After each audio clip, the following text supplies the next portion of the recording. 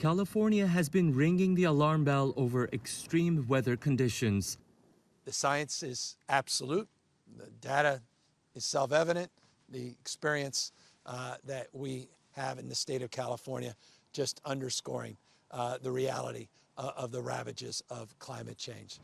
Last year, Los Angeles recorded its hottest official temperature on record, while Death Valley reported a scorching 54 degrees Celsius, or about 130 degrees Fahrenheit, considered the highest temperature in a century.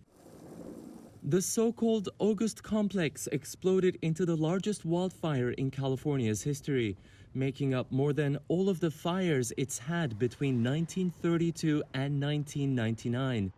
This is a new situation we've never dealt with. I've known people who lived up in the mountains since the 30s. They've never dealt with this. The fuel has just gotten heavier and heavier and heavier. I know a lot of people are getting ready to move. They don't want to deal with it. Even those far away are feeling the effects in the form of air pollution. The World Air Quality Report released last month indicates the overall U.S. average for the deadliest type of air pollution rose nearly 7% over 2019 because of the smoke from fires, mainly in the western states. And there are other forms of threats posed by climate change. California's long stretch of shoreline has been grappling with coastal erosion and rising sea levels. Tens of millions of dollars have been poured into infrastructure projects aimed at maintaining a major railway running California's coastline and propping up countless properties. These are destroying not only houses, but they're destroying whole natural landscapes and cultural landscapes. And the latest threat for California is another cycle of drought and water shortages.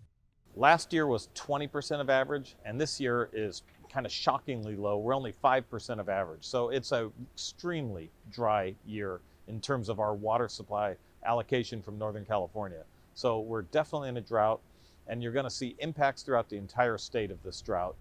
California's agriculture, its infrastructure, tourism, and even public health are being threatened.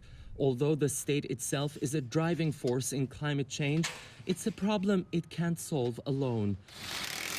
Ediz Tiyansan, CGTN, Los Angeles.